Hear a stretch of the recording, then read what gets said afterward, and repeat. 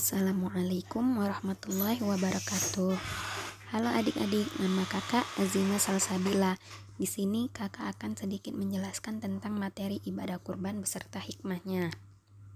Kurban itu diambil dari bahasa Arab yang disebut juga dengan udhiyah. Kata ini berarti menunjukkan waktu disyariatkannya penyembelihan kurban. Hari penyembelihan dinamakan Yaumul Adha atau Hari Raya Idul Adha. Kurban ini disembahkan sebagai bentuk takarub pada Allah, yaitu mendekatkan diri kepadanya, dan bukti nyata Islam adalah agama yang kafah dan sangat memperhatikan hubungan sosial. Salah satunya dengan disyariatkannya kurban.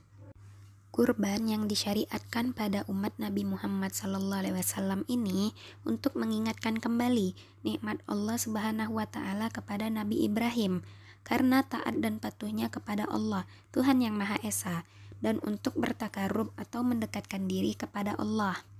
Yang mana perintah tersebut langsung dilaksanakan oleh Rasulullah dan beliau selalu berkurban selama 10 tahun hingga beliau meninggalkan dunia. Perintah menyembelih hewan kurban ini ditetapkan pada tahun kedua setelah Hijriyah. Dalam Al-Quran, perintah berkurban tercantum dalam firman Allah surat Al-Kautsar ayat 2, yang artinya, maka dirikanlah sholat karena Tuhanmu dan berkurbanlah. Allah juga menjelaskan di dalam firman-Nya di dalam surat Al-Hajj ayat 34, yang artinya, dan bagi tiap-tiap umat telah kami syariatkan penyembelihan kurban, supaya mereka menyebut nama Allah terhadap binatang ternak yang telah direzekikan Allah kepada mereka. Maka Tuhanmu ialah Tuhan yang Maha Esa. Karena itu, berserah dirilah kamu kepadanya, dan berilah kabar gembira kepada orang-orang yang tunduk patuh kepada Allah. Kapan sih ibadah kurban boleh dilaksanakan? Ibadah kurban boleh dilaksanakan dimulai sejak matahari sejarak tombak setelah sholat Idul Adha, tanggal 10 bulan Haji atau Zulhijjah, sampai dengan matahari terbenam pada tanggal 13 Zulhijjah. Selain keempat hari di atas, maka penyembelihan hewan tidak termasuk kurban, melainkan penyembelihan biasa atau sodakoh. Adapun syarat hewan kurban menurut tuntunan Rasulullah SAW yaitu yang pertama, berupa ternak unta, sapi, kambing, ataupun domba atau kibas.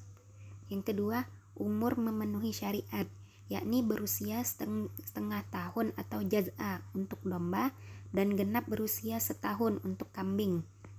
Yang ketiga, yaitu tidak cacat. Cacat yang dimaksud adalah buta, sakit yang menyebabkan lemah dan tidak bisa berjalan, penyakit kudis yang parah, luka yang dalam, dan lain-lain. Yang keempat, ternak yang makruh dijadikan hewan kurban adalah yang telinganya robek, yang separuh tanduk terpotong atau tidak bertanduk, yang kemampuan melihatnya hilang meski kondisi mata dalam keadaan utuh. Yang keempat, lemah sehingga tidak bisa berjalan. Yang kelima, ternak kastrasi, dan yang keenam, sebagian gigi rontok.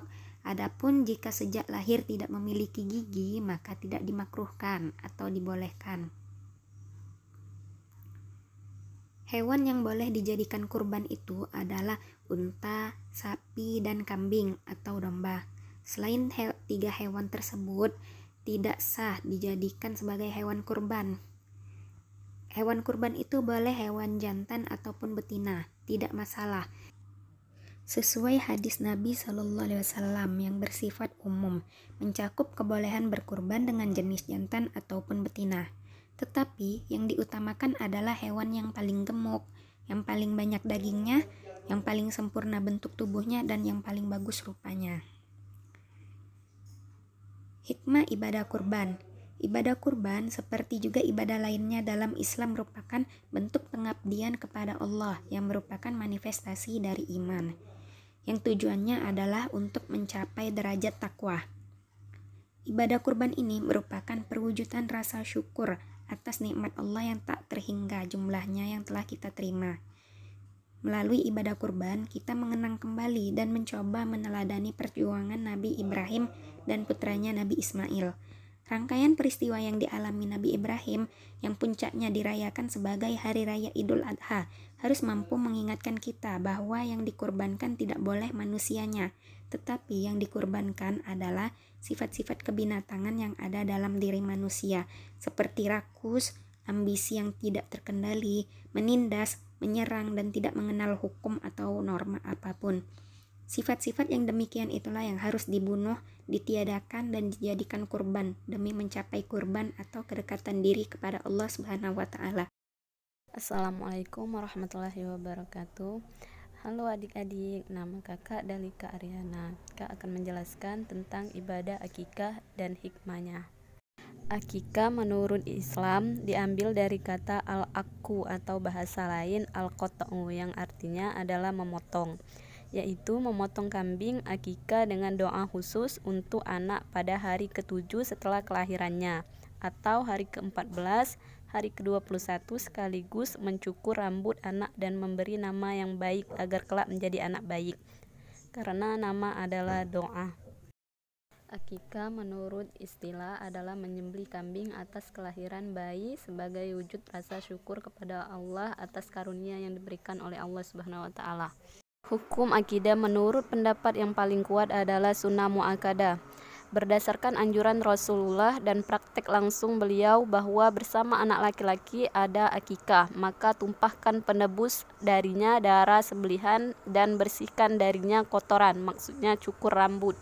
Ulama lain yang menjelaskan bahwa akikah sebagai penebus, artinya akikah itu akan menjadikan terlepasnya kekangan jin yang mengiringi semua bayi. Allah Subhanahu wa Ta'ala menegaskan bahwa dalam penciptaan langit dan bumi sesungguhnya terdapat tanda-tanda bagi orang yang berfikir, yaitu orang-orang yang mengingat Allah sambil berdiri atau duduk atau dalam keadaan berbaring, dan mereka memikirkan tentang penciptaan langit dan bumi seraya berkata, "Ya Tuhan kami, tiadalah Engkau menciptakan ini dengan sia-sia. Maha suci Engkau, maka peliharalah kami dari siksa neraka." Quran Surah Al-Imran ayat 191. Ibadah akikah menghidupkan sunnah Nabi Muhammad SAW dalam meneladani Nabi Ibrahim alaihissalam tatkala Allah Subhanahu wa Ta'ala menebus putra Ibrahim yang tercinta Ismail alaihissalam. Akikah merupakan tebusan bagi anak untuk memberikan syafaat bagi kedua orang tuanya kelak pada hari akhir.